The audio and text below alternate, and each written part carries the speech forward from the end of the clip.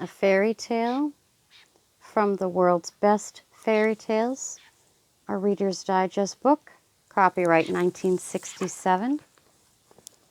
This tale is called It's Perfectly True. Sit back, close your eyes, and enjoy. It's perfectly true. It's a dreadful business, said the hen, and she said it in a part of the town where the incident had not taken place. It's a dreadful business to happen in a hen house. I wouldn't dare to sleep alone tonight. Thank goodness there are so many of us up here on the perch. And then she told the story she had heard in such a way that the feathers of the other hens stood on end as she spoke, and even the rooster's comb drooped. It's perfectly true, but let's begin at the beginning. It happened in a hen house at the other end of the town. The sun went down and the hens flew up. One of them was a white-feathered, short-legged little thing who laid her eggs regularly.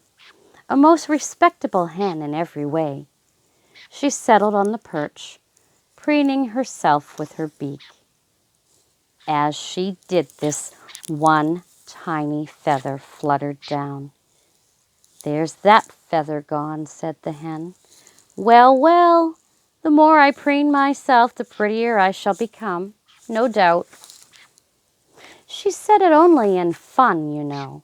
She was the life and soul of that crowd, but otherwise, as we've said, most respectable. Then she fell asleep. All was dark.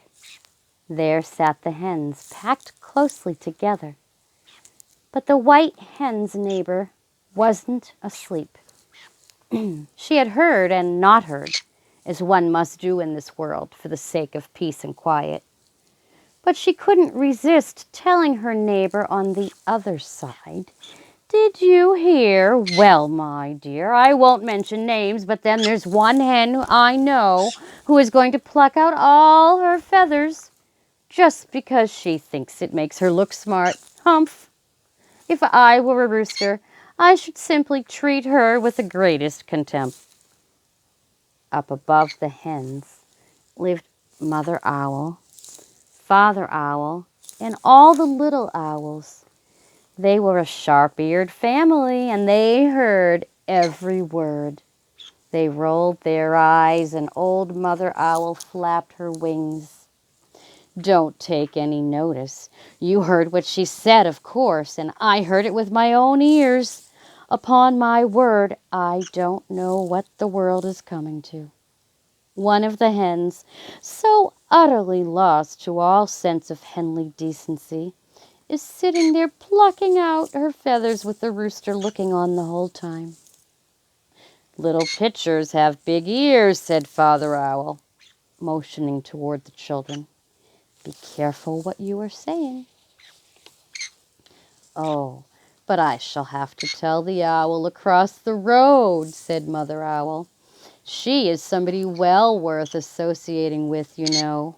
And off she flew to spread the news. Twit-too, they hooted together outside the pigeon house over the way. Have you heard the news? Have you heard the news?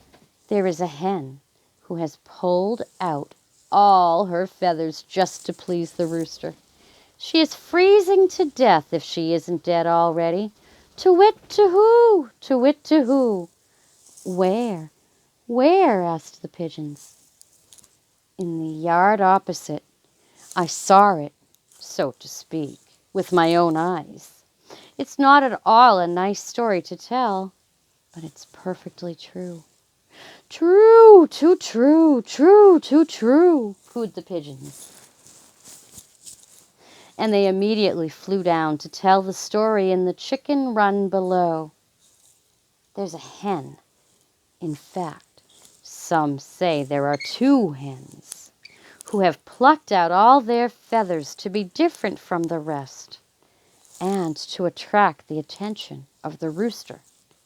It was certainly a dreadful thing to do, what with the risk of chills and fever. They caught cold and died, both of them. "Cock-a-doodle-doo! Wake up, crowed the rooster, flying up onto the fence. He was still half asleep, but he crowed all the same. "3 hens have died of a broken heart, all for the sake of the rooster. They've plucked out all their feathers, and now they are dead.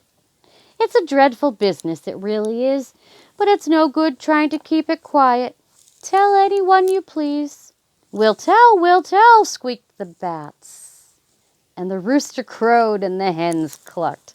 "Tell, tell, tell, tell."